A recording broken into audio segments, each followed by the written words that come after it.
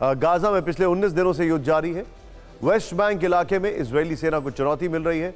यहां फिलिस्तीनी हमलावर और हमास के समर्थक इजरायली आर्मी पर हमला कर रहे हैं। लेबनान बॉर्डर पर हिजबुल्लाह टारगेट कर रहा है।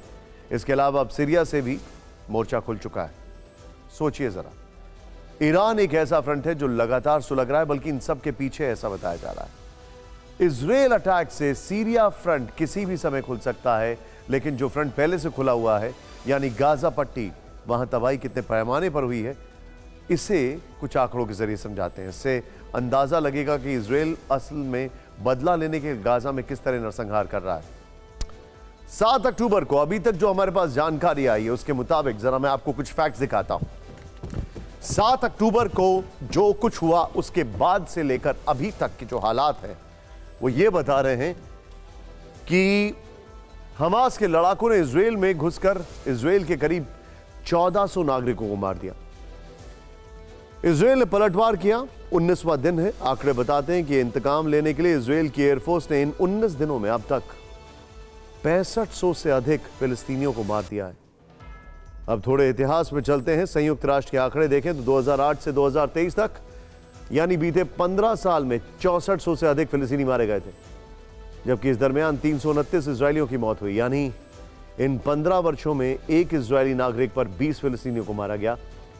जबकि वर्तमान हालात को देखें तो सिर्फ 19 दिनों में एक इजरायली के बदले 5 फिलिस्तीनियों को मारा गया। लेकिन मैं अपने दर्शकों को बताना चाहूंगा, हम यहां पर यह नहीं बता रहे हैं कि एन आई फॉर एन आई या कैसे बदले लिए जा रहे हैं आंकड़ों के तहत, लेकिन हम यह बता रहे हैं कि इस युद्ध में प्रैक्टिकली कितना नुकसान हो रहा है फिलिस्तीन का।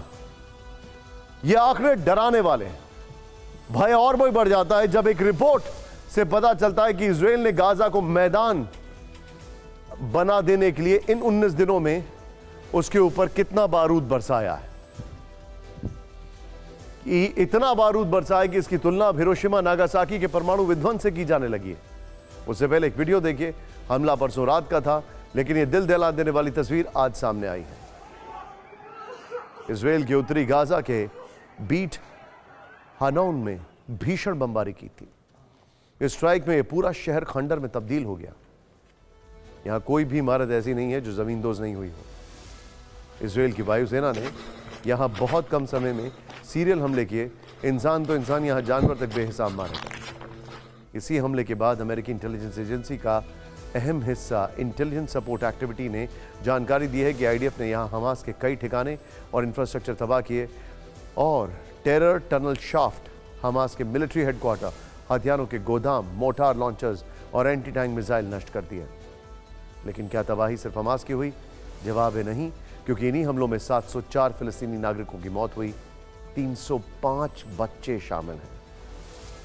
अब आपको गाजा का एक और वीडियो दिखाते हैं जो ये बताते हैं कि ये काफ़ी है कि इजरायल असल में सिर्फ हमास के लड़ाकों का से इंतकाम नहीं ले रहा है, बल्कि जो जुल्म वहाँ पर हो रहा है, जुल्म तो नहीं लेकिन जो अटैक हो रहे हैं वो किसी जुल्म से कम नहीं है। उसके शिकार बच्चे ज़्यादा हो रहे हैं।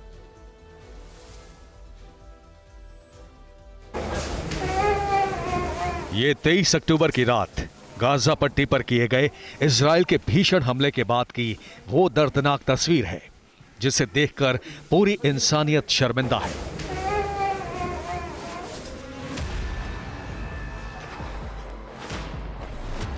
ये नवजात एक ऊंची इमारत के मलबे में दबा था, रो रहा था, बिलख रहा था, अपनी किलकारी से बता रहा था कि उसकी सांसें टूटी नहीं हैं, वो जिंदा है और उसे इलाज चाहिए।